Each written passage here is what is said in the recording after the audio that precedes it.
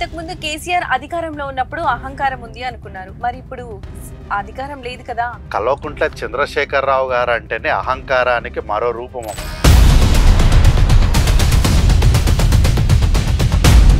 ఉద్యమాన్ని గురించి సుదీర్ఘంగా మాట్లాడారు మాజీ సీఎం గారు. ఏం మాట్లాడిండమ్మా ఉద్యమం గురించి? ఆయన పెద్దగా మాట్లాడింది ఏముంది? అసలు మీకు ఏంటంటే అధికారం పోయేసరికి అహంకారం తగ్గకపోగా అయోమయంలోకి వెళ్ళిపోయినరు. పొద్దున్నేస్తే గత ప్రభుత్వం అంటున్నారు. అంటే మీకు చేత కాకనా? సార్ మాట్లాడేటప్పుడు 54 నిమిషాలు మాట్లాడినమ్మా. 54 నిమిషాల్లో కాంగ్రెస్ పార్టీ అని 38 నిమిషాలు కాంగ్రెస్ పార్టీ గురించే మాట్లాడి కదా. మీరు మాత్రం కాంగ్రెస్ పార్టీని ఏమైనా అనొచ్చు, కానీ కాంగ్రెస్ పార్టీ మిమ్మల్ని ఏమనొద్దు. ఎందుకు? మీరు చేస్తున్నాం సంసారం, మేము చేస్తున్నాం వ్యభిచారం. బీఆర్ఎస్ చేసిన ఉద్యమాల వల్లే మిషన్ భగీరథ, మిషన్ కాకతీయ ఇవన్నీ వచ్చాయి అని చెప్తున్నారు. ఈ ఉద్యమాలన్నీ కూడా టీఆర్ఎస్ పార్టీ చేయలే. ఈరోజు సామాన్యుడు హైదరాబాదులో బతుకుదాము, ఒక ఇంత ఇల్లు కట్టుకుని బతుకుదామంటే గజం జాగా కొనలేని పరిస్థితికి మీరు తీసుకొచ్చేసారు ప్రజల్ని.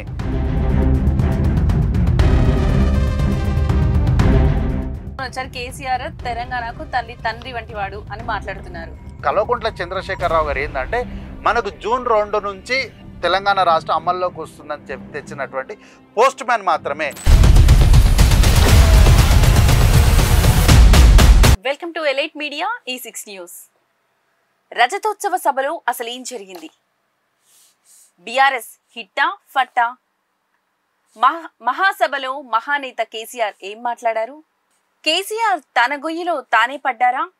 ఇలాంటి విషయాలన్నిటి గురించి తెలుసుకోవడానికి మనతో పాటు ఒక గెస్ట్ ఉన్నారు. సో మనం ఇప్పుడు ఆయన్ని పరిచయం చేస్తాను.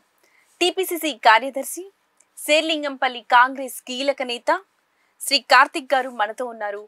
సో సార్ని అడిగి మనము ఈ యొక్క సభ గురించి, ఆ రోజు సభలో జరిగిన ప్రసంగాల గురించి, ఇంకా వారి అభిప్రాయాలు మనం ఏంటో తెలుసుకుందాం. సో నమస్తే సార్. సార్, మనం చూసుకున్నట్లయితే సభలో ఉపన్యాసంలో ఇన్విటేషన్ నోట్ అనేది ఎర్రబెల్లి దయాకర్ రావు గారితో చదివించారు. సో దీనిపైన మీ అభిప్రాయం ఏమంటారు?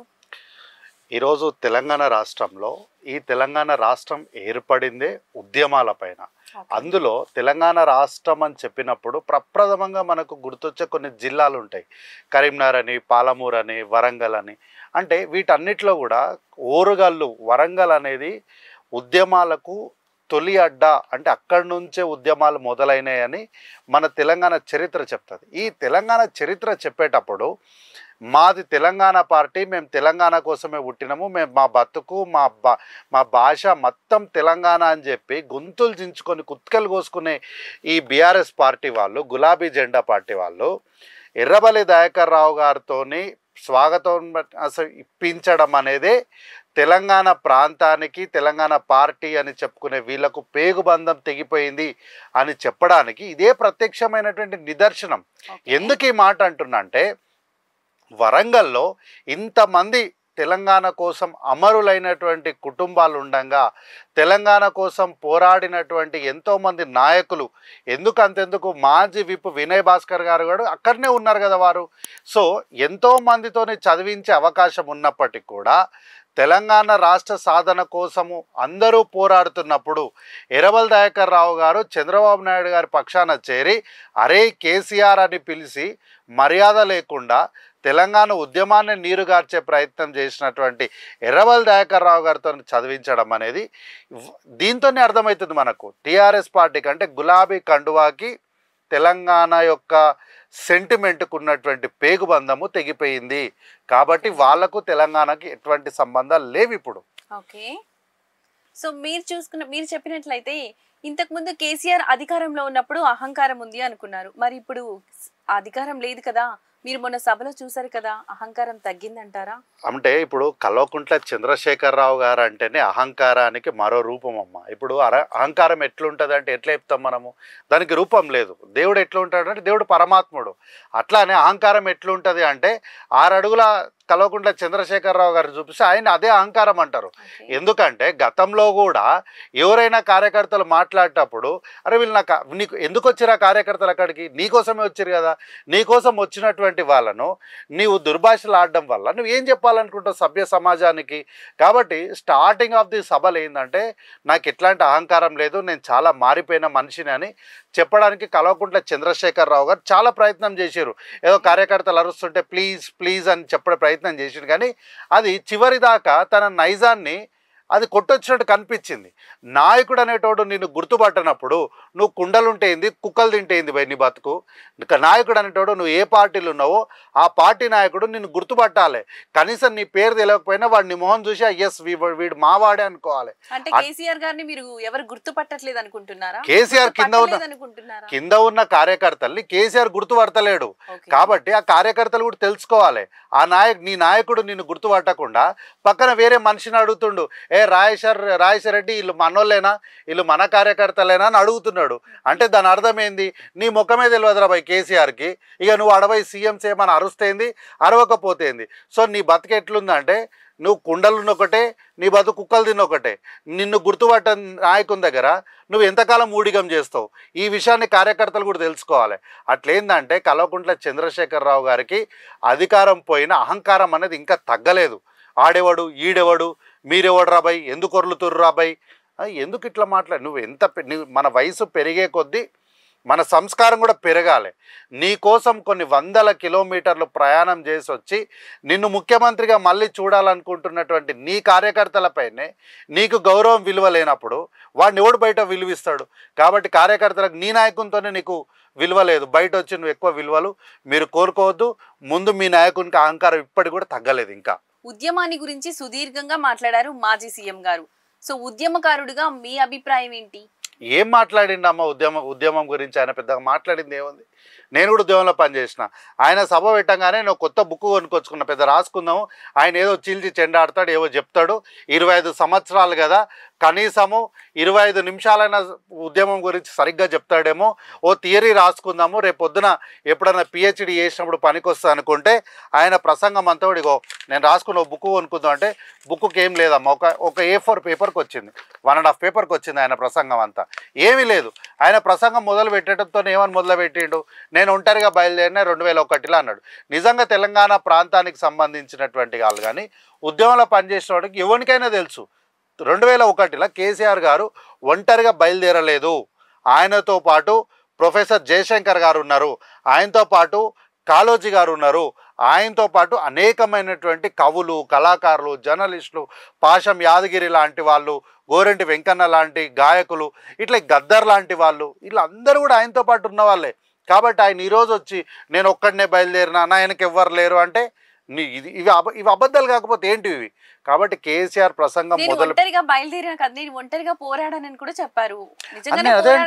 తెలంగాణను సాధించారు కదా. ఆయన ఒక్కడు పోరాడిండా? మరి ఆయన ఒక్కడు పోరాడితే మరి శ్రీకాంతాచారి గారు ఎవరు, యాదయ్య గారు ఎవరు, కానిస్టేబుల్ కిష్టయ్య గారు ఎవరు? మరి ఉద్యోగాలు పోగొట్టుకు జై తెలంగాణ అన్న పాపానికి ఉద్యోగాలను పోగొట్టుకున్నటువంటి పోలీస్ కానిస్టేబుల్ ఎవరు? మరి పెన్ డౌన్ చేసిన కార్మికులు ఎవరు? ప్రొఫెసర్ కోదండరామరెడ్డి గారు ఎవరు? వీళ్ళందరూ ఎవరు? వీళ్ళందరూ ఉద్యమకారులే కదా.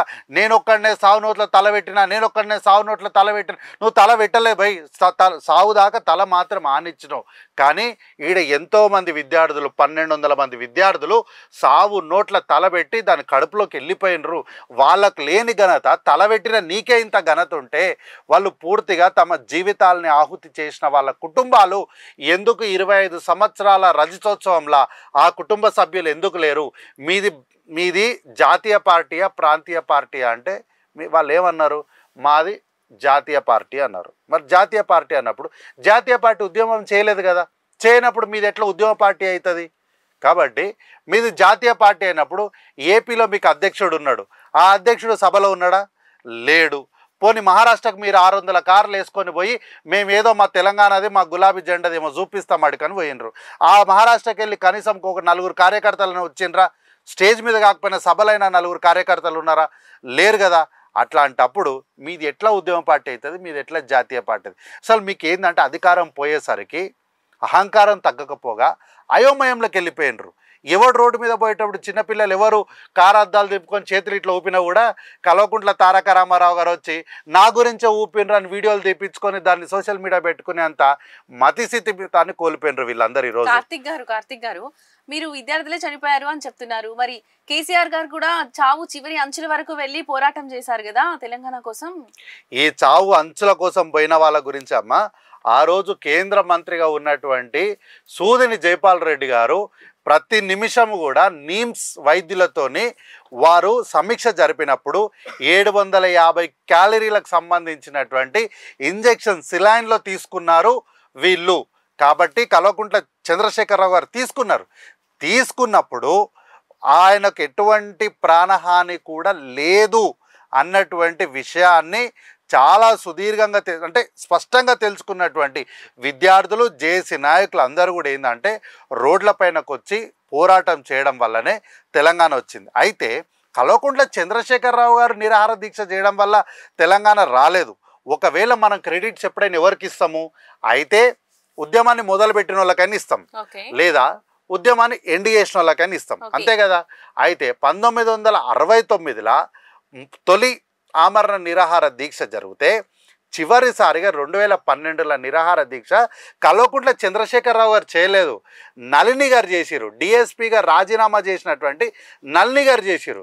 కాబట్టి చెప్పారు 69లోనే మేము పోరాటం చేసాం, అప్పుడే తెలంగాణ స్వరం వినిపించింది, గులాబీ జెండా ఎగిరింది అని చెప్పారు. సో దీని గురించి మీ అభిప్రాయం ఏంటి? అయితే ఈ విషయంకి వచ్చినప్పుడు కల్వకుంట్ల చంద్రశేఖరరావు గారు ఏమన్నారు, 69 తర్వాత గులాబీ జెండానే మాట్లాడింది అన్నారు కదా. ఇది ఈయన సభలో మాట్లాడారు. మరి ఇది నిజమా, లేకపోతే కల్వకుంట్ల తారక రామారావు గారు శాసనసభలో ఆన్ రికార్డ్, ఇది మనం సభలల్లా వేదికల పైన మాట్లాడింది ఎప్పుడు కూడా ఆన్ రికార్డు కాదు, సభలో మాట్లాడింది ఆన్ రికార్డ్. అందుకే మనము శాసనసభలను ఎందుకు ఎన్నుకుంటామంటే వాళ్ళు మాట్లాడింది రాష్ట్ర చరిత్ర రికార్డులోకి వస్తుంది. అట్లా ఆ విధంగా కల్వకుంట్ల తారక రామారావు గారు ఏమన్నారు ఒక సందర్భంలో మాట్లాడుకుంటూ, 2021లో టీఆర్ఎస్ పార్టీ పుట్టకన్నా ముందే 42 మంది శాసనసభ్యులతో డాక్టర్ చిన్నారెడ్డి గారి నాయకత్వంలో రాజశేఖర్ రెడ్డి గారు తెలంగాణకు అనుకూలంగా శాసనసభ్యులతో సంతకాలు చేసి కేంద్రంలో ఉన్నటువంటి కాంగ్రెస్ పార్టీకి తీర్మానం పంపించారు. ఈ ఘనత కాంగ్రెస్ పార్టీకి చెందుతుంది అన్నారు. మరి ఇప్పుడు అయ్యగారు చెప్పింది కరెక్టా, ఈ సోంబేరి చెప్పేది కరెక్టా? ఎవరు చెప్పింది కరెక్ట్? ప్రజలు ఎవరిని నమ్మాలి? కాబట్టి వాళ్ళిద్దరి మధ్యలో క్లారిటీ లేదు. వాళ్ళు మాట అనుకోవాలి ముందర, నాయన నేను ఈ మాట అంటున్నా ఇది కరెక్టా కాదని అమిల్ బేబీ ముందు వాళ్ళ నాయనని అడిగితే ఈ పిల్లలకు ఆ పెద్ద మనిషి చెప్తాడు, అరే చిన్నోడు అది కాదు అమూల్ బేబీ, నువ్వు చెప్పేది తప్పు, లేకపోతే నువ్వు చెప్పేది కరెక్ట్, నాయన కరెక్షన్ చేసుకుంటాడు, ఈయన చెప్పుకుంటారు. రజతోత్సవ సభలో కేటీఆర్ వాళ్ళని పిల్లలు అన్నారన్న ఉద్దేశంతో మీరు ఇప్పుడు అమూల్ బేబీ అంటున్నారా? డెఫినెట్లీ అంతే కదా. ఇప్పుడు మేము ఇన్ని రోజులు ఏంటంటే ఏదో సెటారికల్గా కల్వకుంట్ల తారక రామారావు అమూల్ బేబీ అని మేము సెటైర్ వేస్తుండే, అది సెటైర్ కాదురా నాయన అది నిజము అని చెప్పి సభలో కేసీఆర్ గారు నేను నా పిల్లల్ని పంపిస్తా మాట్లాడండి అన్నాడు. ఇదేమన్నా పిల్లలాటనా? మేము ఇంట్లో కూర్చునే పంచాయతీ, మీ సంసారం మా సంసారం. నా పిల్లల్ని అంటే తప్పుగా అలా ఎలా అనుకుంటారండి మీరు? అమూల్ బేబీ అని ఎలా అంటారు? ఇప్పుడు శాసనసభ ప్రభుత్వం అన్నప్పుడు ఇది పిల్లలాట కాదమ్మా, ఇది పిల్లలాట కాదు. ప్రభుత్వం అనేది నిర్ణయాలు తీసుకునే చోట పిల్లలతో ఆడుకునేది కాదు. నిన్నెందుకు సభకు రమ్మంటుర్రు? మరి అట్లనే ఉండే. మరి నువ్వు అప్పుడు కూడా ముఖ్యమంత్రిగా రాకుండా పిల్లల్ని పంపిస్తాను, ఆ పిల్లలతో నేను ఈ రాష్ట్రాన్ని నడిపించేది ఉండే. ఎందుకు ముఖ్యమంత్రిగా ఉన్నావు మరి ఆ రోజు? నువ్వు ఈ రోజు కూడా అడుగుతున్నాం, మరి పిల్లలు కదా, మరి పిల్లలు వాళ్ళన్నా నిరూపించుకుంటారు. నువ్వు లీడర్ ఆఫ్ అపోజిషన్గా రాజీనామా చేయి, నీ పిల్లల మీద నమ్మకం ఉంది కదా, పోనీ ఆ పిల్లలకైనా లీడర్ ఆఫ్ అపోజిషన్ ఇవ్వచ్చు కదా. ఆ లీడర్ ఆఫ్ అపోజిషన్ పోస్టు ఇవ్వడానికి నీకు మనసు వస్తలేదు. ఎందుకంటే ఆ పిల్లల మీద నీకు నమ్మకం లేదు. తెలంగాణ రాష్ట్రం అంటే నీకు ఒక ఆట వస్తువులాగా అయిపోయింది. నమ్మకం లేదని మీరెలా అంటారండి? మరి ఇవ్వమనండి, ఆ లీడర్ ఆఫ్ అపోజిషన్ పోస్ట్ వాళ్ళకని ఇవ్వమనండి. వాళ్ళ మీద నమ్మకం ఉంది, నీకు అపారమైనటువంటి నమ్మకం ఉంది. కాంగ్రెస్ పార్టీని నమ్మకంతో పాటు అనుభవం కూడా కావాలి కదా. లేదు కదా, అందుకే మేమేమంటున్నాము, అనుభవం నమ్మకం లేనటువంటి నీకు అనుభవం ఉంది కాబట్టి ఆ అనుభవాన్ని రంగరించి రాష్ట్రాన్ని ప్రగతి వైపు నడిపిద్దాము రండి సార్ అంటే, నీకు ఎలుకతుర్తికి అన్ని వందల కిలోమీటర్లు ప్రయాణం చేయడానికి ఆరోగ్యం బాగుంది, కానీ నందిని నగర్ నుంచి పక్కనే ఉన్న శాసనసభకు రానికే నీకు ఆరోగ్యం బాగలేదంటే ఎట్లా నమ్మాలి నిన్ను ప్రజలు? అందుకే ఇట్లా నమ్మకనే ప్రజలు నిన్ను ముఖ్యమంత్రి దగ్గర నుంచి ప్రధాన ప్రతిపక్ష నాయకుడు హోదాకి తగ్గించినప్పటికీ కూడా ఇంకా బుద్ధిరాని కల్వకుంట్ల చంద్రశేఖరరావు గారు రాష్ట్రం అంటే పిల్లలాట అనుకుంటున్నాడు. కాదు సార్, ఇది మీకన్నా వయసులో చాలా చిన్నవాడినైనా నేను మిమ్మల్ని అభ్యర్థించేది ఒకటే, మా అందరి భవిష్యత్తు కోసం, ఈ రాష్ట్ర ప్రగతి కోసం మీరు సభకు రండి, వస్తే మాట్లాడదాం, చర్చ చేద్దాం, ఏం జరిగింది మీ హయాంలో ఏం జరిగిందో చర్చ చేయొచ్చు. మనము పొద్దున్న లేస్తే గత ప్రభుత్వం అంటున్నారు, అంటే మీకు చేత కాకనా? ఇప్పుడు సార్ మాట్లాడేటప్పుడు 54 నిమిషాలు మాట్లాడినమ్మా, 54 నిమిషాల్లో కాంగ్రెస్ పార్టీ అని 38 నిమిషాలు కాంగ్రెస్ పార్టీ గురించే మాట్లాడింది కదా. 10 ఏళ్ళు మేము అధికారంలో ఉన్నామా ఏమన్నా? ఎప్పుడో 10 ఏళ్ళ క్రితము ఉమ్మడి ఆంధ్రప్రదేశ్లో 1969లో జరిగిన నేపాలకు అప్పుడున్నటువంటి పరిస్థితులలో తీసుకున్న నిర్ణయాలకు కాంగ్రెస్ పార్టీని ఇప్పటికీ పూచిగా చూపించి మీరు 66 దాదాపు 70 సంవత్సరాల క్రింద తీసుకున్న నిర్ణయాలను పూచిగా మీరు చూపించవచ్చు. కానీ 10 సంవత్సరాల క్రితం మీరు చేసినటువంటి పాలన, 10 సంవత్సరాలు కూడా కాదు, 15 నెలల క్రితం మీరు చేసినటువంటి దుర్లభమైనటువంటి పాలన గురించి మాట్లాడొద్దు అంటే దీన్ని ఏమంటారు? పక్షపాతం అనుకుంటే. అంటే మీరు మాత్రం కాంగ్రెస్ పార్టీని ఏమైనా అనొచ్చు, కానీ కాంగ్రెస్ పార్టీ మిమ్మల్ని ఏమనొద్దు. ఎందుకు? మీరు చేస్తున్నాం సంసారం, మేము చేస్తున్నాం వ్యభిచారం. ఎంతవరకు న్యాయం? ప్రజాస్వామ్యంలో అది కాదు కదా. సహచర పార్టీలు, అధికార ప్రతిపక్ష పార్టీలు అన్నప్పుడు 10 సంవత్సరాలు మీరు చేసిన పాలన పైన, మరి 10 సంవత్సరాలు మీరు చేసిన ఈ పాలన పైన నమ్మకం లేకే కదా ప్రజలు కాంగ్రెస్ ని గెలిపించారు. అట్లా అవునమ్మా. ఇప్పుడు మమ్మల్ని గెలిపించారు, ఎందుకు గెలిపించారు? మీరు బాగా చేస్తలేరని మమ్మల్ని గెలిపించారు. ఇప్పుడు మీరు ఏం తప్పులు చేసారో చెప్పాల్సిన బాధ్యత కూడా మా పైన ఉంది కదా. ఇప్పుడు కాళేశ్వరం ఉంది, కాళేశ్వరాన్ని కూలేశ్వరాన్ని మేము ఆరోపణ చేసినాం, అది నమ్మే కదా ప్రజలు మాకు ఓటేసిన. ఇప్పుడు ఆ కాళేశ్వరం గురించి నిజాలు మేము చెప్పాలి కదా. చెప్పొద్దు అంటే ఎట్లా? మీరు రైతుల దగ్గర రైతులకు బేడీలు వేసారు, దాన్ని చూసే కదా మీ ప్రజలు మీ దగ్గరికి వెళ్ళి దూరం వెళ్ళారు. దానిపైన నిజాలు చెప్పాల్సిన బాధ్యత మా పైన ఉంది కదా. అధికారంలోకి వచ్చినటువంటి పార్టీగా మీ పైన ఎంక్వైరీ చేయాల్సిన బాధ్యత మా పైన ఉంది. మేము రైతు బంధు అని, రైతు భరోసా అని చాలా రకాలుగా హెల్ప్ చేసాము, అంటే వాళ్ళకి ఎన్నో అవకాశాలు కల్పించాము. ఇప్పుడు రైతు బంధు గురించి సార్ మాట్లాడిండు, మరి మేము ఆరోపణ చేసినాము. సార్ మీరు వెంచర్లకు ఇచ్చారు, తర్వాత సినిమా హాళ్ళకి ఇచ్చారు, ఫంక్షన్ హాల్స్లకు ఇచ్చారు, రోడ్లు వేసిన ఔటర్ రింగ్ రోడ్లు ఉన్న ప్రాంతాలకు ఇచ్చారు, విల్లాలు గట్ల ప్రాంతాలకు ఇచ్చిండ్రు సార్ మీరు రైతు బంధు అని చెప్పినాం. దానిపైన సార్ ఎందుకు మాట్లాడలేదు మరి సభలో? అంటే సారు కూడా ఒక క్లారిటీ ఉంది. కాకపోతే ఏంది అంటే ఆయన కాంగ్రెస్ పార్టీ పైన ఏదో ఒక మాట అనాలి, అంటేనే కదా ఆయన ప్రధాన ప్రతిపక్ష నాయకుడు, లేకపోతే వేరే పార్టీ నాయకుడు అవుతాడు. కాబట్టి ఆయన ఇచ్చినటువంటి రైతు బంధు ఎవరికి తెలుసా అమ్మా? వెలమలకు, భూస్వాములకు, దేశ్ముఖ్లకి. గతంలో ఇందిరాగాంధీ గారు ఒక చట్టాన్ని తెచ్చారు, ఎవరికి కూడా ల్యాండ్ సీలింగ్ అని ఒక యాక్ట్ తీసుకొచ్చి ఆ యాక్ట్లో ఇంతమందికి, ఒక వ్యక్తికి ఇంతనే ల్యాండ్ ఉండాలి అని ఒక యాక్ట్ తీసుకొచ్చారు.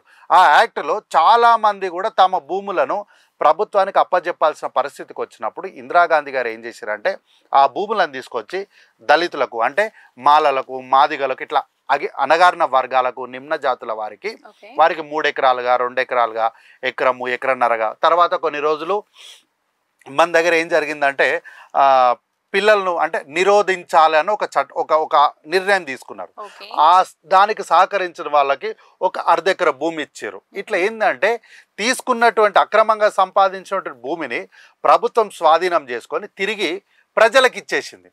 ఇట్లాంటి తరుణంలో కల్వకుంట్ల చంద్రశేఖరరావు గారు అధికారంలోకి వచ్చిన తర్వాత ధరణి అనే ఒక పోర్టల్ని తీసుకొచ్చి ఆ ధరణి పోర్టల్ ద్వారా ఎవరెవరైతే తమ భూములు వెనక్కి ఇచ్చేసినారో ఆ భూములు మళ్ళీ అన్నిటిని కూడా వాళ్ళ పేర్ల మీద చేయించుకొని అక్కడి నుంచి రైతు బంధు అనేది ఇచ్చారు. ఇప్పుడు రైతు బంధు మంచి ఉద్దేశంతోనే ఇచ్చారు కదా. మంచి ఉద్దేశంతో, మీ మంచి ఉద్దేశం నేను చెప్తే ఏందనేది, దళితులకు ఎన్ని ఎకరాలు ఉంటుంది మా మహా అంటే?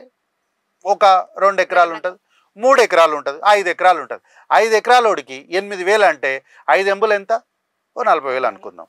కానీ ఇదే వెలమ దొరకి 40 ఎకరాలు ఉంటుంది.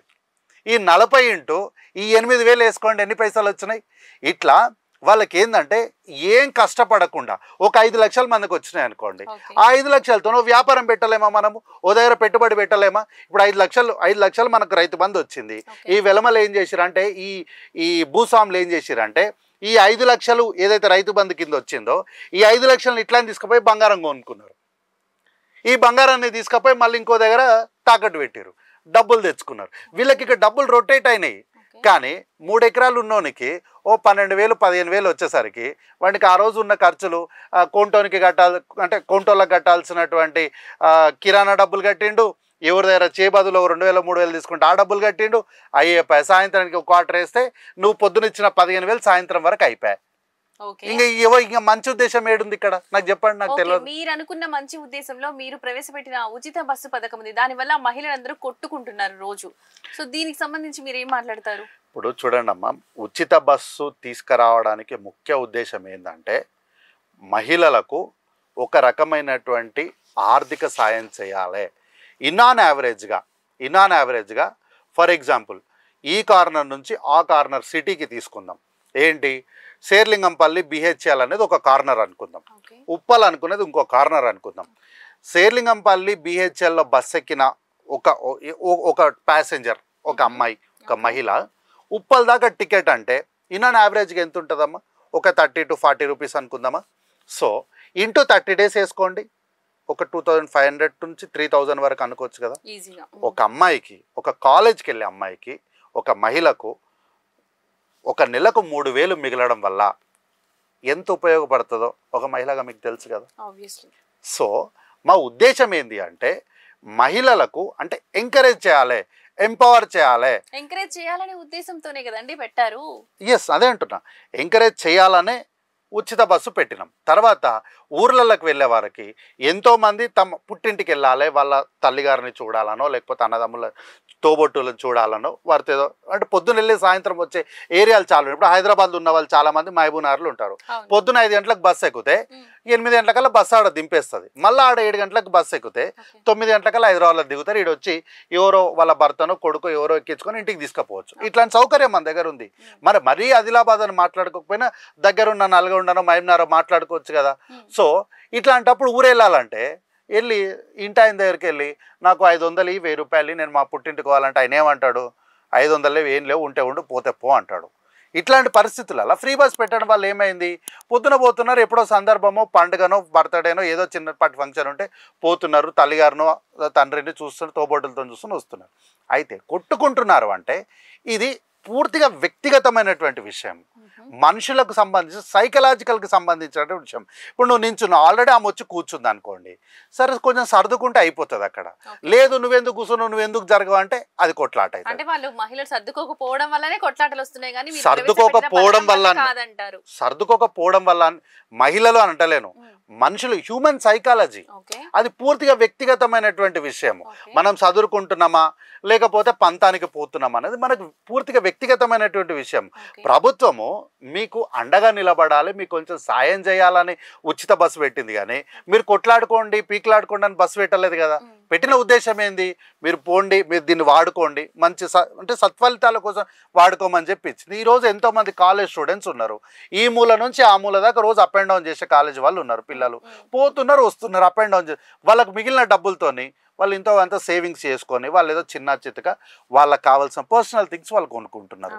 ఇది సాయం చేసినట్టే కదా. సో వాళ్ళకి ఏంటంటే మేము సాయం చేయాలని అనుకున్నాం తప్ప ఇంకోటి ఏం లేదు. ఓకే, టిఆర్ఎస్ చేసిన ఉద్యమాల వల్లే తెలంగాణ వచ్చింది అంటున్నారు. సో ఇది ఎంతవరకు కరెక్ట్, మీ అభిప్రాయం ఏంటి? ఇప్పుడు టిఆర్ఎస్ పార్టీ చేసిన ఉద్యమం ఏముందమ్మా, ఏముంది టిఆర్ఎస్ పార్టీ చేసిన ఉద్యమం? అరెస్ట్ చేసినప్పుడు హరీష్ రావు గారు ఒక కానిస్టేబుల్ని ఎక్కడోడిరా నువ్వు అని చెప్పి వాళ్ళ అమ్మని పెట్టి తిట్టిండు. అదేనా వాళ్ళు చేసిన ఉద్యమము? అట్లానే కల్వకుంట్ల తారక రామారావు గారిని ఒక దగ్గర నుంచి ఇంకో పోలీస్ స్టేషన్ తీసుకొస్తే ఓడాడు వీడికి తీసుకురమ్మన్నోడు ఎవడు అని చెప్పి వాళ్ళ అమ్మని పెట్టి తిట్టిండు. ఇదే కదా మీరు చేసిన ఉద్యమము. మీరు చేసిన ఉద్యమం అంతా ఏముంది, బూతులు మాట్లాడాలి. మీరు చేసిన ఉద్యమం ఏముంది, కలెక్షన్లు పెట్టాలి, ఎలక్షన్లకు పోవాలి, పైసలు వసూలు చేయాలి, కమిషన్లు తెచ్చుకోవాలి, ఆ బిల్డర్ను ఈ బిల్డర్ను ఆ ఇండస్ట్రియలిస్ట్ను ఈ ఇండస్ట్రియలిస్ట్ను తెలంగాణ పేరు మీద బెదిరించాలి, భయపెట్టాలి, డబ్బులు తెచ్చుకోవాలి. ఇదే కదా మీరు చేసినటువంటి ఉద్యమం. మీరు చేసిన ఉద్యమం ఏముంది? ఇప్పుడు అంటున్నారు బీఆర్ఎస్ చేసిన ఉద్యమాల వల్లే మిషన్ భగీరథ, మిషన్ కాకతీయ ఇవన్నీ వచ్చాయి అని చెప్తున్నారు. సో దీనికి మీరేమంటారు? ఇది ఉద్యమాల వల్ల వచ్చిన పథకాలు కావమ్మా ఇవి. అయితే ఉద్యమాల తాలూకు ఏంటంటే మీరు ఏ ఉద్యమం చేసిరు, మీరేమన్నా జలహారం చేసిరా, మీరేమన్నా పెన్ డౌన్ కార్యక్రమం చేసిరా, మీరేమన్నా న్యాయస్థానాల బాయ్కాట్ చేసిరా? చేయడం వల్లే తెలంగాణ వచ్చింది కదా. ఉద్యమాలు చేయకపోతే అది టిఆర్ఎస్ పార్టీ చేయలేదమ్మా. ఈ ఉద్యమాలన్నీ కూడా టిఆర్ఎస్ పార్టీ చేయలే. తెలంగాణ రాష్ట్ర ఆవిర్భావ కాంక్ష కోసం ఏర్పడినటువంటి joint action committee JAC professor Kodandaram గారి నాయకత్వంలో ఏర్పడినటువంటి జేఏసీ హయాంలో జరిగింది ఇవన్నీ కూడా. దీనికి నీ స్టేక్ ఎంత ఉన్నప్పటికీ కూడా on record the representation has been given the call has been given by professor Kodandaram గారు. కోదండరామ్ గారు ప్రెస్ మీట్ పెట్టి రేపు పొద్దున మనం జలహారం చేస్తున్నాం, వేలాదిగా తరలిరండి అని కల్వకుంట్ల చంద్రశేఖరరావు గారు చెప్పలేదు ఆ మాట. ప్రొఫెసర్ కోదండరామ్ గారు చెప్పారు. మానవహారం చేస్తున్నామని కల్వకుంట్ల చంద్రశేఖరరావు గారు చెప్పలేదు. ఇంకా గట్టిగా మాట్లాడితే జలహారంలో, మానవహారంలో, పెన్ డౌన్లో, రోడ్డు మీద వంట వార్పులో ఎక్కడ కూడా కల్వకుంట్ల చంద్రశేఖరరావు గారు లేరు. ఇంకా ఉంటే గింటే ప్రొఫెసర్ కోదండరామ్ గారు ఉన్నారు. కాబట్టి BRS party or TRS party చేసిన ఉద్యమాలు ఏం లేవు. వాళ్ళు చేసిందంతా ఉద్యమం పేరు మీద పైసలు సంపాదించుకున్నారు. అందుకే కదా ఒకానొకప్పుడు మా సహచరులుగా మేము చూసినాం సీనియర్లుగా ఉస్మానియా యూనివర్సిటీలో తెగిపోయిన పారాగాన్ చెప్పులకు పిన్నీసులు పెట్టుకొని తిరిగినటువంటి వాళ్ళు ఈరోజు ఎంపీలు అయిపోయి కోట్లు సంపాదించుకొని ఈరోజు ఆ పార్టీకి ఏరోప్లేన్లు, హెలికాప్టర్లు కొనుక్కున్నారు. 140 ఏళ్ళ పార్టీ కాంగ్రెస్ పార్టీ తిప్పి కొడితే ఒక ఇన్నోవా కార్ లేదు గాంధీ భవన్లా. కాబట్టి వాళ్ళు ఏడో ఉద్యమం చేయలేదు, వాళ్ళంతా కలెక్షన్ చేసారు. ఓకే, మొన్న రజతోత్సవ సభలో కేసీఆర్ గారు డూప్లికేట్ గాంధీ అని వివరించారు. సో ఈ డూప్లికేట్ గాంధీ అని ఎవరినని ఉంటారు? ఇప్పుడు కల్వకుంట్ల చంద్రశేఖరరావు గారికి ఇంతకుముందు అహంకారం తగ్గలేదని అందుకే అన్నా. నేను అధికారం పైన అహంకారం తగ్గలేదని అందుకే అన్నా. ఆయనే ఆన్ రికార్డ్ శాసనసభలో తెలంగాణ రాష్ట్ర ఆవిర్భావానికి సోనియా గాంధీ గారి ఇనిషియేటివ్ వల్లనే వచ్చింది, ఎవరు అవునన్నా కాదన్నా సోనియా గాంధీ గారు తెలంగాణ రాష్ట్రానికి సంబంధించిన దేవత అని వారే అన్నారు. తర్వాత వారే మన్మోహన్ సింగ్ గారి గురించి, జవహర్లాల్ నెహ్రూ గారి గురించి, రాజీవ్ గాంధీ గారి గురించి గొప్పగా వారే చెప్పారు. ఇప్పుడు ఎవరు డూప్లికేట్ గాంధీలు, ఎవరిని ఉద్దేశించి అన్నారు కల్వకుంట్ల చంద్రశేఖరరావు గారు? మరి వారే చెప్పాలి. మరి ఇంకో ప్రెస్ మీట్ పెట్టి చెప్తారా, శాసనసభలోకి వచ్చి చెప్తారా, ఇంకో సభ పెట్టి చెప్తారో చెప్పాలి. కొంచెం మనసాక్షి ఉండాలి మేడం.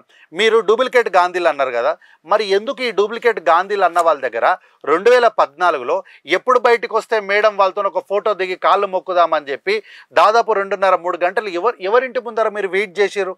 ఒక ఫోటో కోసమే కదా మీ కుటుంబ సభ్యులంతా ఢిల్లీకి తరలి వెళ్ళిండ్రు. మీరు తెలంగాణ రాష్ట్రం ఇస్తే నా పార్టీని మీ పార్టీలో విలీనం చేస్తానమ్మా అని చెప్పి నమ్మించి మోసం చేసినటువంటి మీరు ఈరోజు రాహుల్ గాంధీ గారిని, ప్రియాంక గాంధీ గారిని డూప్లికేట్ గాంధీలు అనడము మీ కుసంస్కారానికి నిదర్శనం.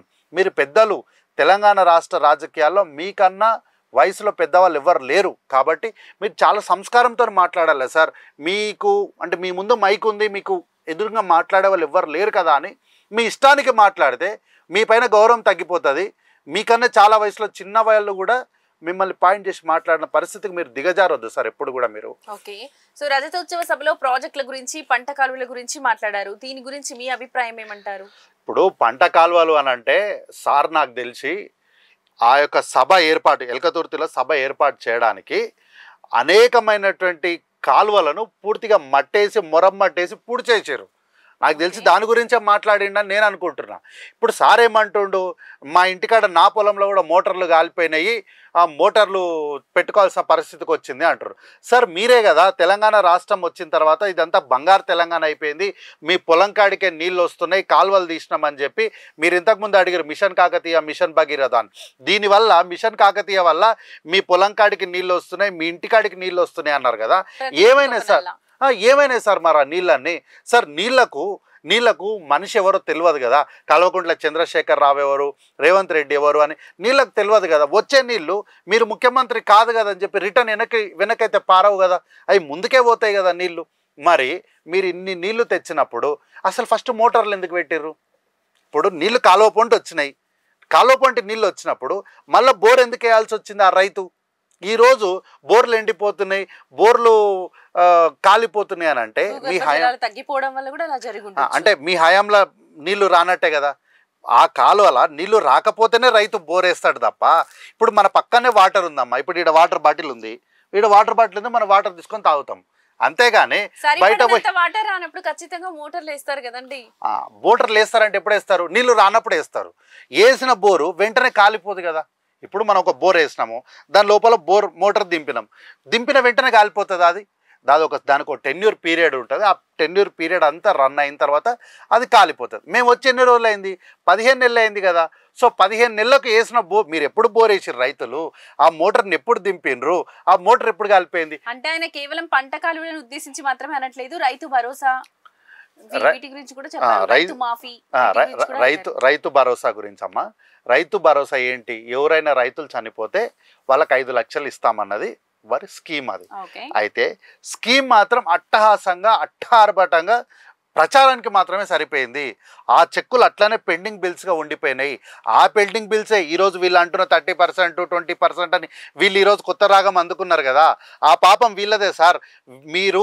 మీరు అధికారంలో ఉన్నప్పుడు ఈ పైసలన్నీ వాళ్ళకి ఇవ్వకుండా, అప్పులు తెచ్చిన పైసలు ఏం చేసినరో చెప్పకుండా, ఈ రైతు భరోసా కింద చనిపోయిన రైతులకు 5 లక్షల రైతు భరోసా మీరు ఇవ్వకపోతే కాంగ్రెస్ పార్టీ వచ్చిన తర్వాత ఆ బిల్స్ని క్లియర్ చేసుకుంటూ పోతుంది ఈరోజు.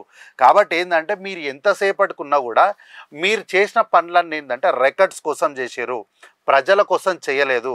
మేము రైతు భరోసా ఇంతమందికి ఇచ్చినామని పేపర్లు చూపించుకున్న నంబర్స్ గ్రౌండ్ లెవెల్కి వెళ్ళి చూస్తే ఆ చెక్స్ అన్ని బౌన్స్ అయి ఉన్నాయి. ఆ రైతులు మళ్ళీ మా దగ్గరకు వస్తే ఆ రైతుల్ని మా మంత్రులు పరిశీలించి మళ్ళీ వాళ్ళకి ఆ రైతు భరోసా పైసలు ఇచ్చినట్టు నేపథ్యం. మరి ధాన్యం కొనుగోలు విషయంలో కామెంట్స్ ఉన్నాయి, దాన్ని ఏమని చూడొచ్చు? ఇప్పుడు ధాన్యం కొనుగోలు విషయంలో అమ్మ, ఈరోజు సన్నలు పండించినటువంటి రైతులకి 500 రూపాయల బోనస్ ఇస్తున్నటువంటి ప్రభుత్వం ప్రజాప్రభుత్వం కాంగ్రెస్ పార్టీ. గతంలో మీరు సన్నలు పండించొద్దు అని చెప్పడంతో పాటు వరేస్తే ఊరేసుకున్నట్లే మీ బతుకులు, ప్రభుత్వం ఏం వ్యాపార సంస్థ కాదు, మీ ఇష్టం వచ్చినట్లు పండిస్తే ఈడెవడు కొనేటోడు లేడు, మీ బతుకు మీరు బతుకుండ్రి, వరేసుకుంటే ఊరేసుకొని సావుండి అని నేనేమంటలేని మాటల్ని కల్వకుంట్ల చంద్రశేఖరరావు గారే ఐఎన్పిఆర్ డిపార్ట్మెంట్ ఆధ్వర్యంలో పెట్టిన ప్రెస్ మీట్లో అధికారికంగా చెప్పారు. కానీ ఈరోజు అట్లాంటి పరిస్థితి లేదు తెలంగాణ రాష్ట్రంలో మీరు సన్నలు పండించండి, సన్నలు తాలూకు పండించిన వాళ్ళకి 500 రూపాయలు బోనస్ ఇస్తామని చెప్పి రైతులకు బోనస్ ఇస్తున్నాం. ఇంతకుముందు గతంలో వీళ్ళు ధాన్యం ఏదో మేము కొంటుండే ఇట్లా రాగానే అట్లా కొంటుండే అని సార్ అన్నారు. నిజంగా చూస్తే నాకు ఆశ్చర్యం అనిపించింది. గతంలో వీళ్ళు ఎట్లా కొంటుండే తెలుసా అమ్మా? ధాన్యము చెప్పండి సార్. తడిసిపోయిన ధాన్యంకి ఒక రేటు, రంగు మారిన దానికి ఒక రేటు, అంతా బాగున్న దానికి తేమ తీసి తాళ్ళు తీసి సంచులు ఇవ్వకుండా, తర్వాత తునకాలు ఉంటాయి కదా, ఈ మనం తూకాలు వేస్తాం కదా, ఈ తూకాల మిషన్స్లో కింద రాళ్ళు పెట్టుతుండే వీళ్ళు, లేదా గోన సంచులు బరువు పెడుతుండే. అంటే మనం కిలో బియ్యం పోస్తే అది 1.5 దూకుతుండే. సో ఇట్లాంటి మోసాలు చేసినటువంటి వీళ్ళు ఈరోజు చాలా పారదర్శకంగా రైతులు పొలంలో కోసిన పంటను తీసుకొచ్చి ఆరబెట్టి, కళ్ళాల్లోకి నుంచి ఆరబెట్టి మిల్లుకు తీసుకురావడం, వెంటనే ప్రభుత్వం ఈ వరి ధాన్యాన్ని కొనే ప్రక్రియను ఎవరు అడగకముందే మొదలుపెట్టింది. దీన్ని మర్చిపోయి మొదలు పెట్టడం అంటే ఇది కొనడం, దాన్ని మొదలు పెట్టడం అంటారు. ఇంకా అంతేగా అమలు. అది కొనడం అంటేనే అమలు, మొదలు పెట్టడమే అమలు పరిచినట్టు. వాళ్ళకి ధాన్యం కొనడము, వెంటనే వాళ్ళకి కావాల్సినటువంటి బిల్స్ ఏమున్నాయి ఆ బిల్స్ క్లియర్ చేయడం కోసం వాళ్ళకి కావాల్సినటువంటి ప్రక్రియను కూడా పూర్తి చేస్తుంటే, సార్ ఏదో ధాన్యం గురించి మాట్లాడదామని అనుకున్నారు. యాక్చువల్గా స్టార్ట్ చేసిన తర్వాత ఇంత ట్రావెల్లో వారికి గుర్తొచ్చినట్టుంది, అరే గతంలో మనం ఇట్లా చేసినాం కదా అని. అందుకోసం ఏం చేసారు, దాని గురించి పూర్తిగా మాట్లాడలే, సగం లాపేసారు దాన్ని. అట్లా సార్ ఏంటంటే చేసిన ఆరోపణలు ఏది కూడా పూర్తిగా చేయలే, అన్ని టచ్ చేసారు. ఇట్లా టచ్ చేసుకుంటా పూర్తిగా చెప్పలేదు. ఈ విధంగానే ఏంటంటే సారు ప్రసంగంలో పసలేదు, తేలిపోయింది. కల్వకుంట్ల చంద్రశేఖరరావు గారు పేపర్లు చూసుకుంటూ మాట్లాడడంతోనే కాంగ్రెస్ పార్టీ 17 నెలల సక్సెస్ఫుల్ గవర్నమెంట్ అని చెప్పడానికి ఇదే ప్రత్యక్షమైనటువంటి నిదర్శనం.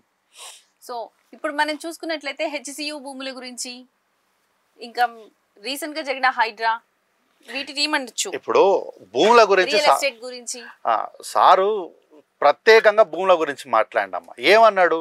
భూములు అమ్మొచ్చు, భూములు ఫస్ట్ ఏమన్నాడు, భూములు అమ్ముతాడా ఎవడన్నా అని అన్నాడు. మరి నువ్వే కదా సార్ అమ్మింది భూములు అని ఎవడన్నా మళ్ళీ తిరిగి ప్రశ్న వేస్తాడని గ్రహించినటువంటి కల్వకుంట్ల చంద్రశేఖరరావు గారు వెంటనే తేరుకొని అమ్మొచ్చు, కానీ ఏవి అమ్మాలనో ఏవి అమ్మకూడదో తెలియాలే కదా అన్నాడు. ఏమో కరెక్టే, మేము కూడా అవే అడుగుతున్నాం సార్. ఏ భూములు అమ్మాలి, ఏ భూములు అమ్మాలో తెలుసుకోవాలి కదా మీరు. మరి ఇది తెలియకుండానే మీరు హెచ్యు భూములకు సంబంధించినటువంటి గోపన్పల్లె గ్రామంలో ఉన్నటువంటి హెచ్యు భూములను ఎందుకు మైహోం విహాంగాకి అమ్మేసిర్రు, దాని గురించి చెప్పలేదు సారు. కాబట్టి ఉస్మానియా భూములను అమ్ముతానన్నాడు, ఎందుకు ఆ భూములను అమ్ముతాడన్నాడో చెప్పలేదు సారు. ఇవేమన్నా రాజవిలాహాల, ఇదేమన్నా రాజదర్బార్లా, వాళ్ళు ఎందుకు వచ్చారు, చదువుకోనికి వచ్చారు, చదువుకోవాలి పోవాలి, ఇంత ఈ 1000 ఎకరాలు ఎందుకు అని సార్ గతంలో మాట్లాడినటువంటి మాటల్ని ఈరోజు ఎందుకు ప్రస్తావించలేదు మాకు అర్థం కాలేదు. అట్లాగే సార్ ఏమన్నాడు, ఎట్లుండే భూములు కేసీఆర్ ఉన్నప్పుడు భూముల రేట్లు ఎట్లుండే అన్నాడు. మేము కూడా అదే అడుగుతున్నాం సార్, ఎందుకు ఇంతగానం పెరిగిపోయినాయి? అమ్మ నేను ఒక ప్రశ్న అడుగుతాం మిమ్మల్ని. చెప్పండి. కోకాపేటలో ప్రభుత్వమే అధికారికంగా 100 కోట్లకు అమ్ముకుందమ్మా. ఓకే. 10 రూపాయలు విలువ చేసే ఒక వస్తువును ప్రభుత్వమే ఎంఆర్పి 100 రూపాయలకు అమ్మితే సామాన్యుడు ఎట్లా కొంటాడు చెప్పండి? కోకాపేట అంటేనే చాలా కోట్లు విలువ చేసే ఎట్లయిందమ్మా అది? అంటే కేవలం వాళ్ళు అమ్మడం వల్ల అయిందంటున్నారు. 100% అంతే కదా, బీఆర్ఎస్ వల్లే అయిందంటున్నారు. బీఆర్ఎస్ వల్ల 100% మేడం. ఎందుకంటే ఈ రోజు సామాన్యుడు హైదరాబాదులో బతుకుదాము, ఒక ఇంత ఇంత ఇల్లు కట్టుకుని బతుకుదామంటే గజం జాగా కొనలేని పరిస్థితికి మీరు తీసుకొచ్చేసారు ప్రజల్ని.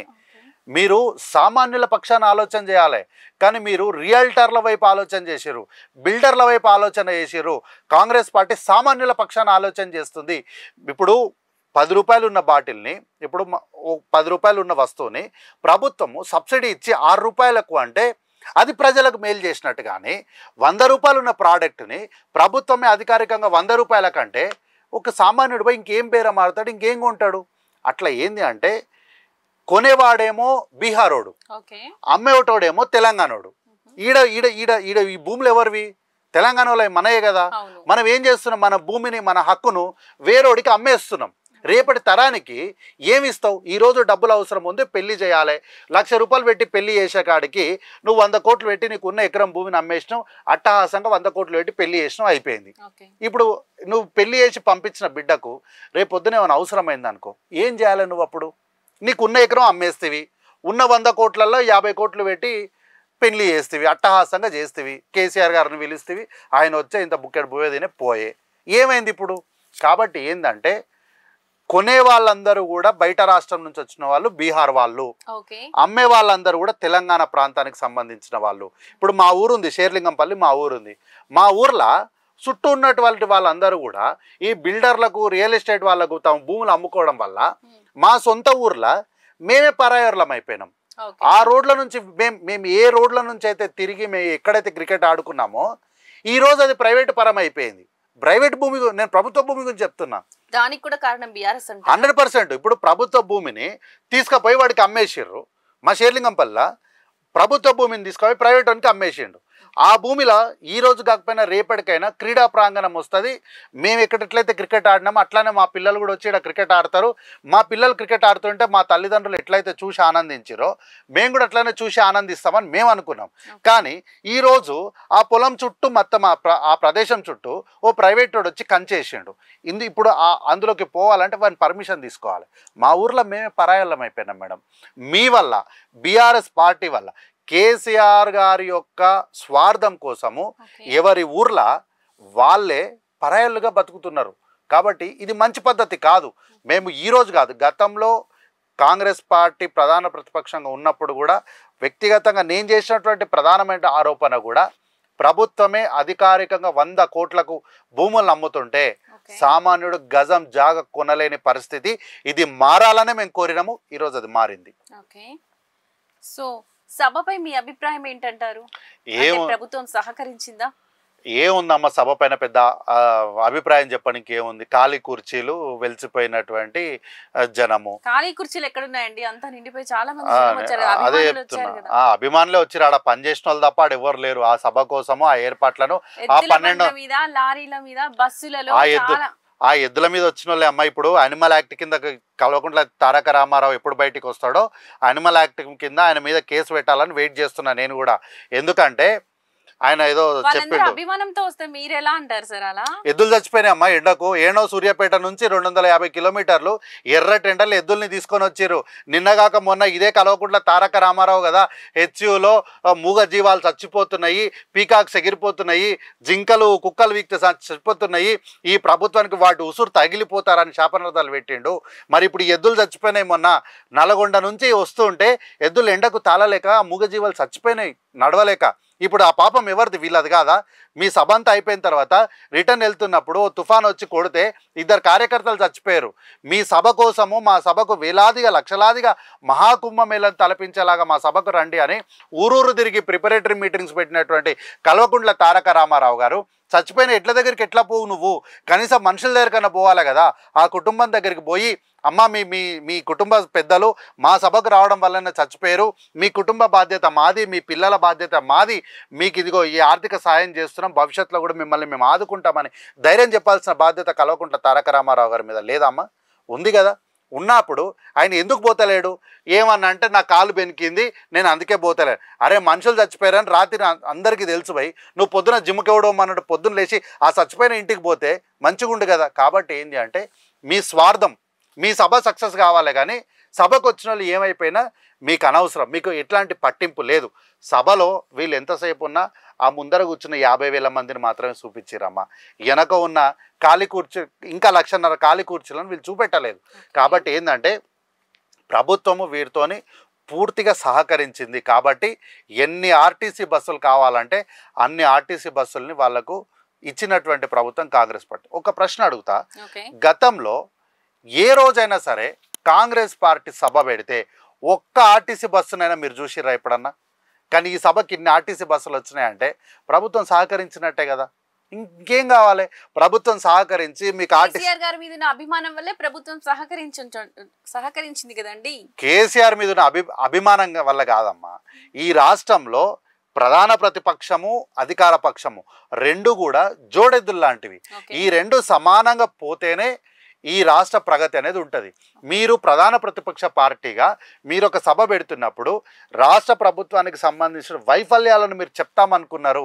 అందుకే మీ సభ పెట్టడానికి అన్ని పర్మిషన్స్ ఇచ్చి మీకు ఆర్టీసీ బస్సులను ఇచ్చి పంపిస్తే మీరేం చెప్పారు? ఏమైనా విమర్శలు చేయండి అంటే ఏమి చేయకుండా ఇగో ఇట్లా తేలిపోయినటువంటి కాయిదాలు ఇచ్చి పంపించారు. ఏం మాట్లాడండి సార్? ఏమైనా ఆరోపణలు చేసిండా?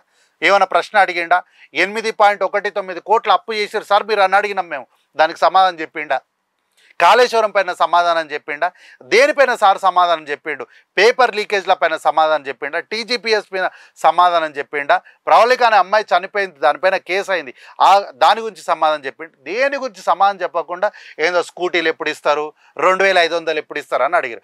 2,500 ఇవ్వనిక మీదే సార్ పాపము. మీరు 2 లక్షల కోట్ల రూపాయలు లెక్కల్లోకి రాకుండా వాడుకున్నారని కాగు చెప్పింది. ఆ కాగు మీద నివేదిక వచ్చింది. దాని గురించి మాట్లాడదామంటే సభకు రాడు. బీఆర్ఎస్ హయాంలో ఉన్నప్పుడు తులం బంగారం ఇచ్చారు, కేసీఆర్ కిట్ ఇచ్చారు, ప్రజలకు ఉపయోగపడే చేశారు కదండి. ఎందుకమ్మ ఇంతకు ముందు కేసీఆర్ కిట్ ఇయ్యక ముందు మన తెలంగాణ రాష్ట్రంలో మహిళలు మా ఆడపడుచులు ఎవరు పిల్లల్ని అదే అంటున్నా. ఇప్పుడు ఇంతకు 1,00,000 రూపాయలు ఇచ్చారు కదా. ఇంతకు ముందు మా ఆడబిడ్డలు ఎవరు పెళ్లిళ్ళు చేసుకోలేదా, పిల్లల్ని కానిలేదా? కేసీఆర్ కిట్ ఇస్తేనే పిల్లల్ని కంటుర్రా, పెళ్లిళ్ళు చేసుకుంటుర్రా.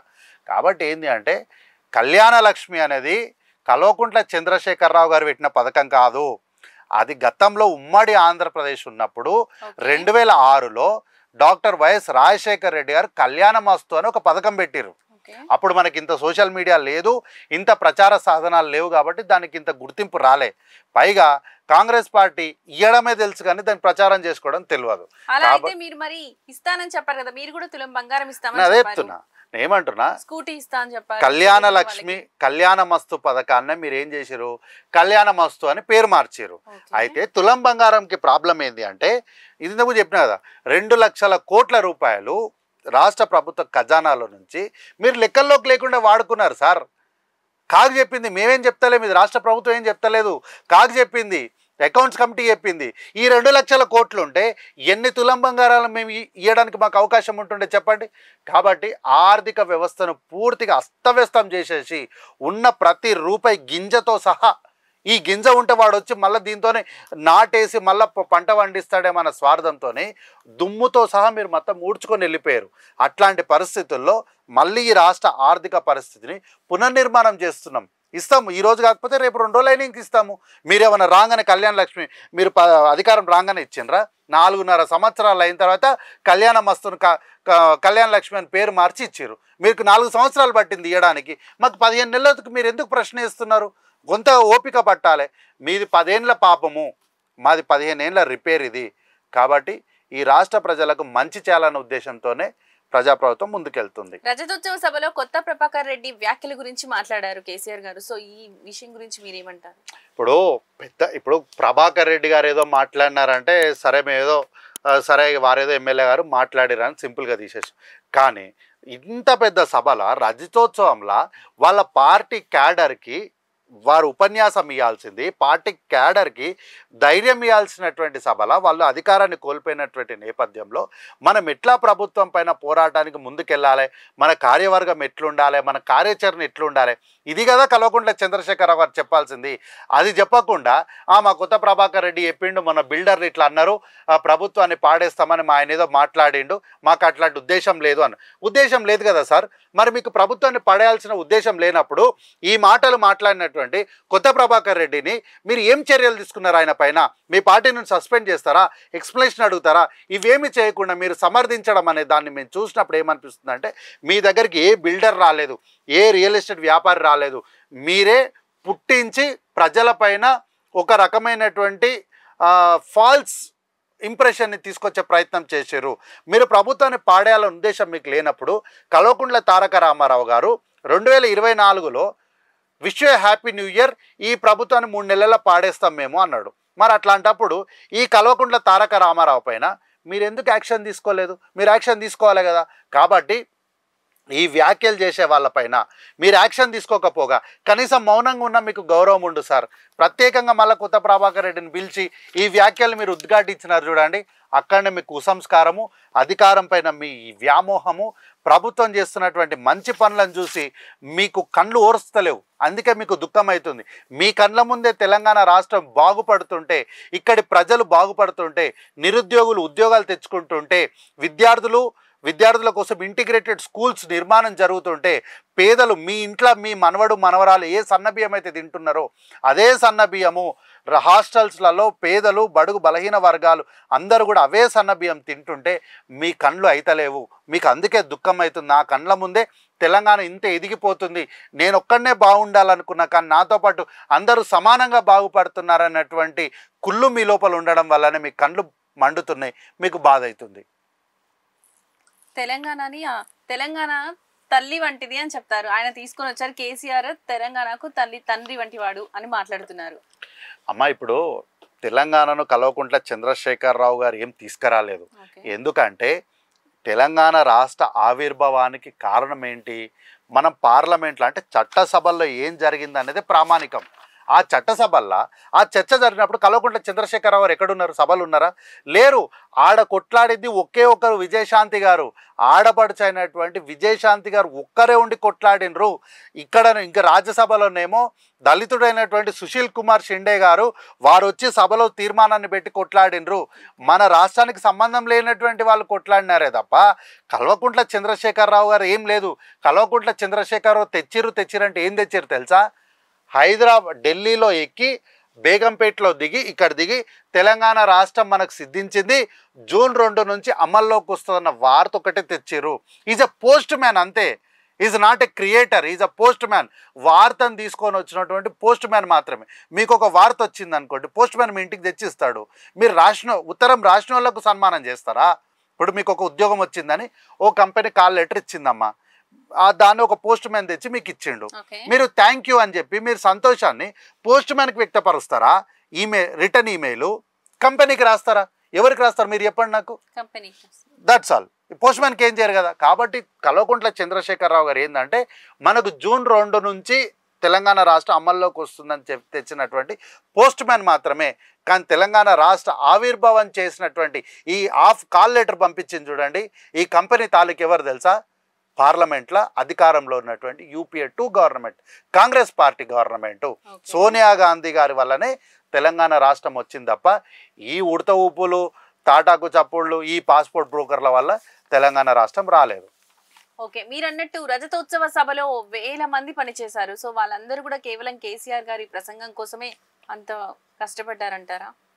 ఇప్పుడు అంత కష్టపడ్డారు వాళ్ళు, కార్యకర్తలుగా కష్టపడ్డారు, కానీ నాయకుడిగా కార్యకర్తల మీద ఒక రకమైనటువంటి ప్రేమ లేదు, అభిమానం లేదు అని మీరు ఎలా చెప్తారు సార్? ఎందుకంటే నిజంగా వాళ్ళకి అభిమానం ఉంటే వాళ్ళు గొంతులు దించుకొని కుత్కేలు దించుకొని సార్ మీరు మాకు కావాలి అని అరుస్తుండే.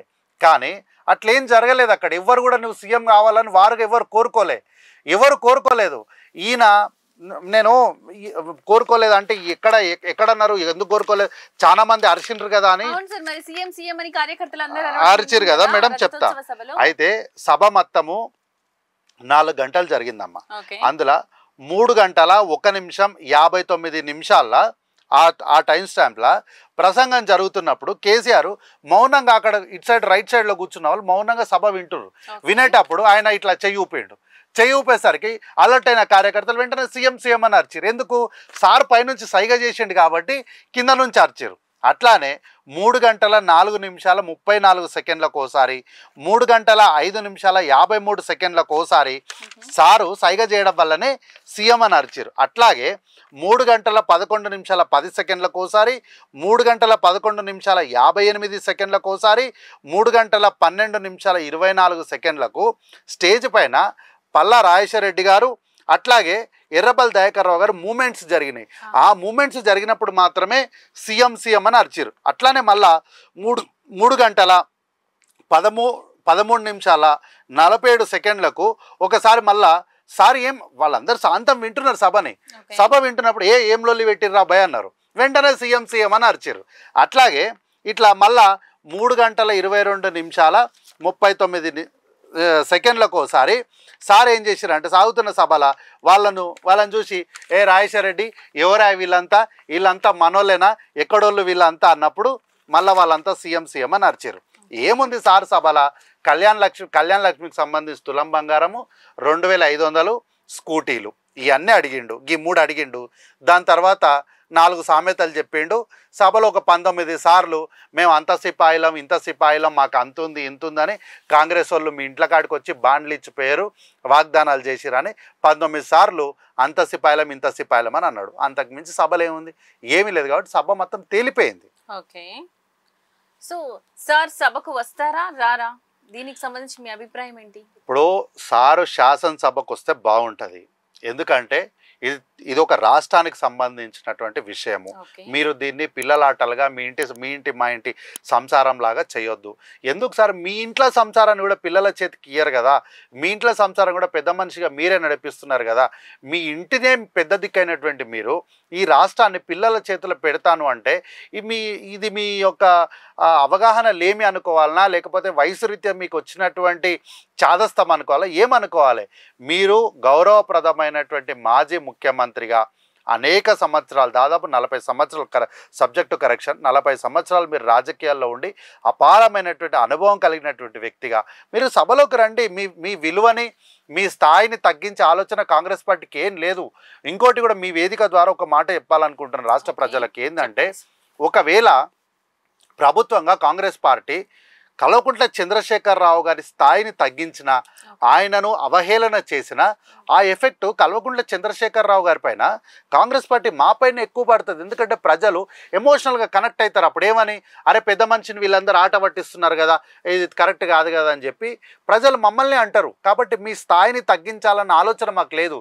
మీరు సభకు వస్తే కాళేశ్వరం పైన 8.19 లక్షల కోట్ల అప్పు పైన, పెండింగ్ బిల్లుల పైన, తర్వాత అనేకం విధానాలపైన, అంటే మీరు బార్ల పైన తీసుకున్నటువంటి నిర్ణయాలు కావచ్చు, 6000 మూసేసిన 6000 పాఠశాల తాలూకు నిర్ణయాలపైన, తర్వాత మీరు ఇచ్చినటువంటి గొర్రెలు బర్రెల్లో జరిగినటువంటి స్కాముల పైన, తర్వాత అట్లాగే మీరు దాదాపు 2 లక్షల కోట్ల కోనోకార్పస్ చెట్లు నాటినరు. అవి చాలా డేంజరస్. ఆ చెట్లు నాటిన నిర్ణయం పైన, ఆ చెట్లకు పెట్టిన మట్టిని పెట్టే కవర్ల పైన కూడా మీరు అప్పులు తెచ్చారు. ఆ అప్పుల తాలూకు వివరాలన్నీ కూడా మీరు సభలో మాట్లాడితే మేము ఆరోపణ చేస్తున్నాం. ఇది అవునో కాదో ప్రజలకు వచ్చే మీరు కనీసం నిజాలన్నా చెప్పండి. ఆ నిజాలు చెప్పడానికన్నా మీరు సభలకు రండి. ఇప్పుడు అధికారం కోల్పోయాక ఫామ్ హౌస్ కి పరిమితమైన కేసీఆర్ ఇప్పుడు రజతోత్సవ సభకి వచ్చారు. సో ఈ సభకి కూడా హాజరవుతారని అనుకుంటున్నాం. రావాలనే కోరుతున్నాం మేము కూడా. మీకు అంత దూరం వెళ్ళడానికి ఉన్నటువంటి శక్తి నందిని నగర్ నుంచి పక్కనే కదా మీకు శాసనసభ. రానికి ఎంతసేపు చెప్పండి. మీరేం నడుచుకుంటూ వచ్చేదేం లేదు కదా. మీరు లీడర్ ఆఫ్ అపోజిషనే. మీకు కావాల్సిన పోలీస్ ఎస్కార్ట్, సెక్యూరిటీ అంతా ఉంటుంది కదా. మీ వెనుక మీకు దగ్గరలోనే మెడికల్కి సంబంధించిన అసిస్టెన్స్ కూడా మీకు దగ్గరనే ఉంటుంది కదా. ముఖ్యమంత్రికి ఎన్ని సదుపాయాలు ఉంటాయో మీకు కూడా అన్ని సదుపాయాలు ఉంటాయి కదా. ఇట్లాంటి సందర్భంలో మీరు సభకు రావడం వల్ల ఏమవుతుంది అంటే ప్రజలకు మంచి జరుగుతుంది. ఈ పిల్లలు వచ్చి మాట్లాడితే ఏమవుతుంది అంటే మీ పిల్లలు ఈడ సభలు ఏం చేస్తారు తెలుసా సార్? సభలకు వచ్చి ఒక ఆయన ఉంటాడు పాడి కౌశిక్ రెడ్డి అని, ఆయన ఏం చేస్తాడు సభలకు వచ్చి ఇట్లా సపట్లు కొడతాడు. ఎందుకు కొడతాడో తెలియదు, వచ్చి కింద కూర్చుంటాడు, ఎందుకు కూర్చుంటాడో తెలియదు.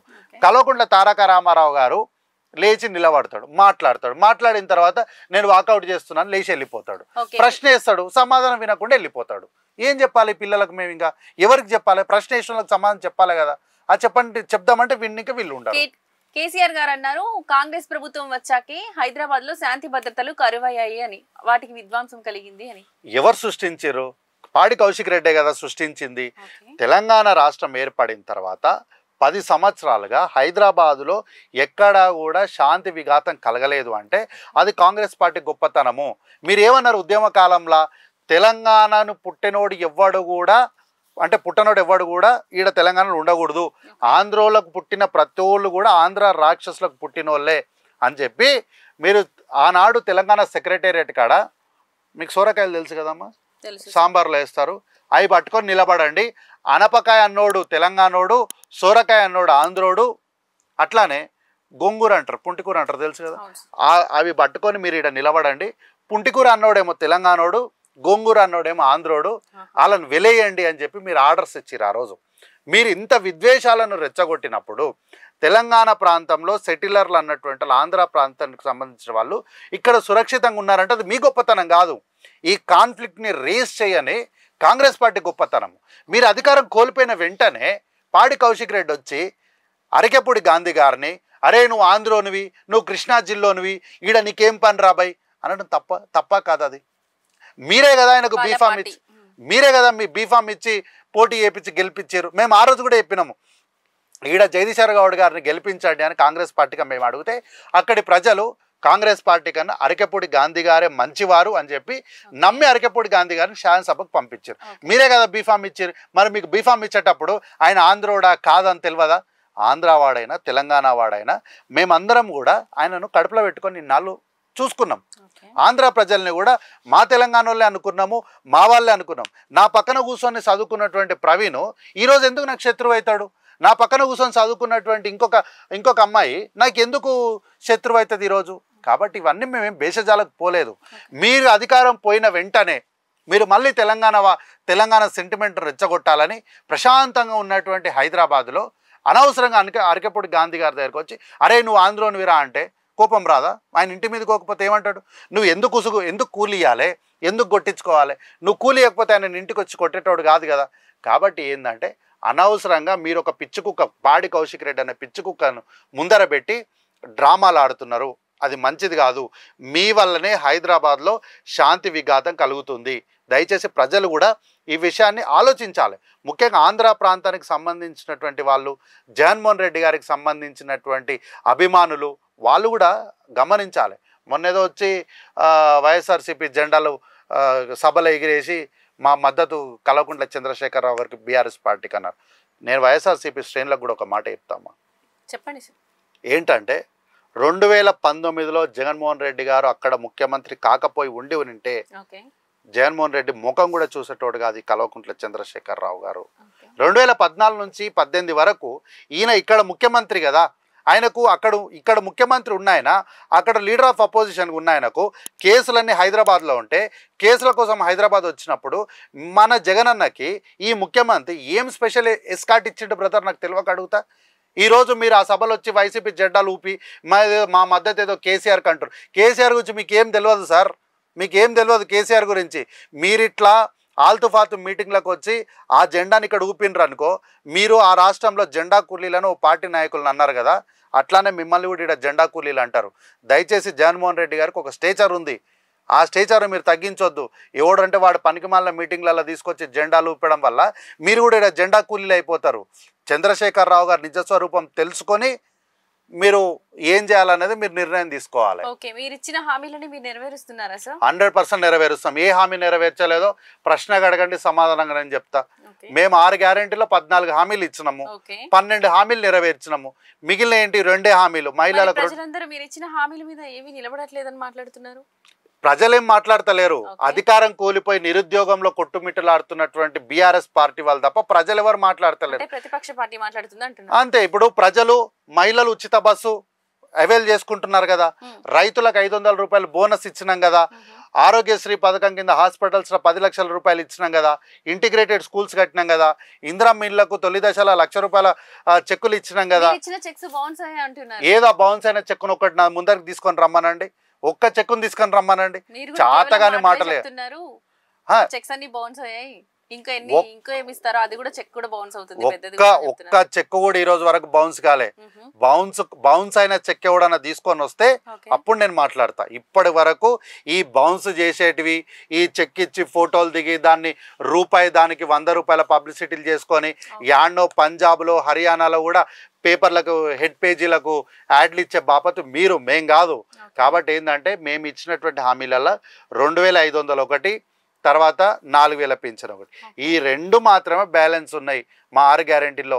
మిగతా 12 హామీలను పూర్తిగా ఈరోజు అమలు చేసి వాటిని ముందుకు తీసుకెళ్తున్నటువంటి ప్రభుత్వం ప్రజాప్రభుత్వం. Okay, accepted.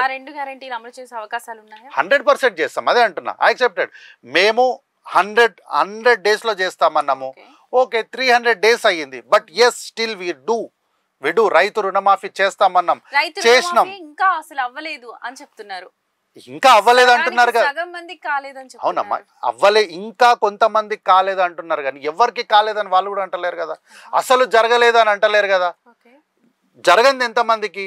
కొంతమందికి. చాలా మందికి జరగలేదు, మీరు కొంతమందికి చేసినారు అంటలే. ఇప్పుడు దళిత బంధు ఉంది, కొంతమందికి ఇచ్చారు, చాలా మందికి ఇయ్యలేదు. ఇది స్కామ్. ఇది రైతు రుణమాఫీ చాలా మందికి జరిగింది, కొంతమందికి జరగలేదు. ఇది స్కీమ్. కొంతమందికి జరగలేదు అని అంటే అది వాళ్ళ టెక్నికల్ ప్రాబ్లం. ఇప్పుడు మన క్లాస్ రూమ్ ఉంటుంది, చేస్తాం 100% చేస్తాం. అందుకే కదా ప్రజాపాలన కేంద్రం పెట్టినాము. ఆ ప్రజాపాలన కేంద్రంలో ఒక దరఖాస్తు ఇవ్వండి, మేము తీసుకుంటాం, పరిశీలిస్తాం, మీకు చేస్తామని చెప్పి. ఎవరికైతే జరగలేదు దాని వల్లే మీకు వ్యతిరేకత వస్తుంది కదండి. ఇప్పుడు ప్రాబ్లం, ఇప్పుడు వ్యతిరేకత ఏం కాదు, అది వాళ్ళని వ్యతిరేకత కింద తీసుకోవద్దు దాన్ని. వాళ్ళు ఏంటంటే మాకు జరగలేదని వాళ్ళు అర్జీ పెడుతున్నారు.